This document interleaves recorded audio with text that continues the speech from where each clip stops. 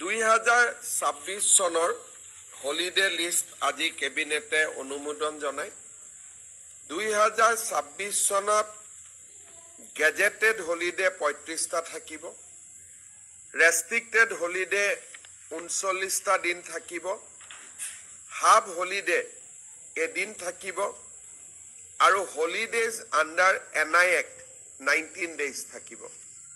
আপোনালোকে জানে যে এনআই এক্টত নোটিফাই নকৰিলে বেংক বন্ধ হৈ নাযায় সেই কাৰণে আমাৰ গুটেইখিনিক আমি এটা সজাই দিছো যে গেজেটেড হলিডে 35 দিন থাকিব ৰেষ্ট্ৰিক্টেড হলিডে 39 দিন থাকিব হাফ হলিডে এদিন থাকিব আৰু এই গুটেই কেটা হলিডেৰ ভিতৰত 19টা দিন এনআই এক্টৰ অধীনত হলিডে হ'ব তাৰ উপৰি সেকেন্ড এন্ড ফোৰ্থ স্যাটাৰডে এই কেটা হলিডে থাকিব আৰু আমাৰ কেবিনেটে হলিডে লিষ্টখনত অনুমোদন জনাইছে আপোনালোকে নিশ্চয় সেই লিষ্টখন পাই যাব আপোনালোকে বহল প্ৰচাৰ কৰিব পাৰিব গতিকে কেবিনেটত অনুমোদন জনোৱাৰ পিছত অৱশেষত অফিচিয়েলি যিখন লিষ্ট প্ৰকাশ পাইছে আপোনালোকে স্ক্ৰীনত দেখিছে government of Assam general administrative ডিপাৰ্টমেণ্টৰ ফালৰ পৰা প্ৰকাশ পাইছে আৰু 17 নৱেম্বৰ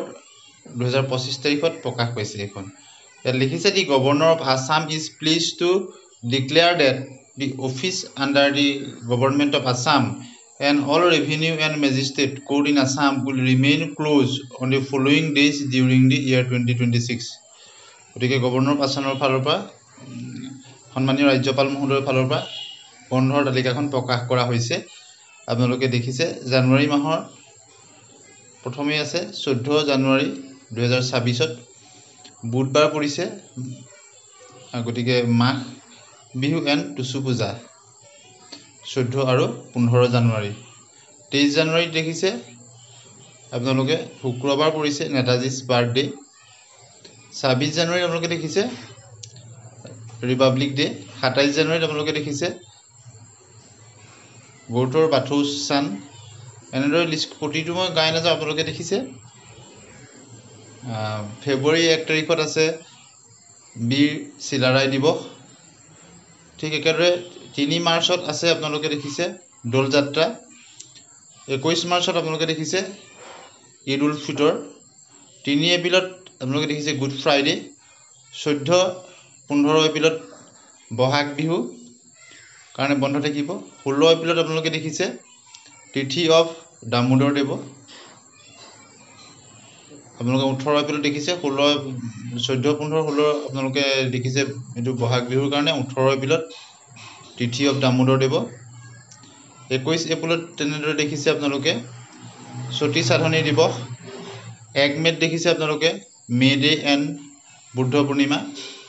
27 মেত আপোনালোকে দেখিছে ঈদ উল জুহা কাৰণে বন্ধ থাকিব ঠিক 1 জুনত আপোনালোকে দেখিছে জন্মাষ্টমী অফ শ্ৰী শ্ৰী মাধৱদেৱ 15 আগষ্ট ইণ্ডিপেণ্ডেন্স ডে কাৰণে বন্ধ থাকিব 1 ছেপ্টেম্বৰত আপোনালোকে দেখিছে তিৰুভাৱ তিথি এনেদৰে প্ৰতিটো বন্ধ মই গাই নিদিব আপোনালোকে দেখিছে ঠিক একেদৰে 21 ছেপ্টেম্বৰত জন্মাষ্টমী অফ শ্ৰীমন্ত শংকৰদেৱ 22 ছেপ্টেম্বৰত আপোনালোকে দেখিছে কৰম পূজাৰ কাৰণে বন্ধ 2 অক্টোবৰ বাৰ্থডে অফ মহাত্মা গান্ধী 18 অক্টোবৰ আপোনালোকে দেখিছে কাতি বিহু এণ্ড দুৰ্গা পূজাৰ কাৰণে বন্ধ থাকিব 19 অক্টোবৰ 20 অক্টোবৰ 21 অক্টোবৰ আপোনালোকে দেখিছে বন্ধ আছে দুৰ্গা পূজা এনেদৰে বন্ধৰ তালিকা অক্টোবৰ কেইবাদিনো আছে নৱেম্বৰ মাহত আপোনালোকে দেখিছে ডিচেম্বৰ মাহতো বন্ধ আছে গতিকে মুঠ 35 ডেজ আপোনালোকে দেখিলে ইয়াৰ পিছতে আপোনালোকে দেখিছে হাফ হলিডে এদিন আছে আপোনালোকে দেখিছে 25 অক্টোবৰ 2026 লক্ষী পূজাৰ কাৰণে হাফ হলিডে আৰু অন্যান্য যিখিনি বন্ধ আছে all Sundays and holidays following on the days শোন এইখিনি অন্যান্য বন্ধখিনিৰ লগত দিছে যিখিনি আপোনালোকৰ গভৰ্ণৰ আসামৰ ফালৰ পৰা ঘোষণা কৰা হৈছে নোটিফিকেশন অনুযায়ী সেইখিনি বন্ধও আছে গতিকে আপোনালোকে যদি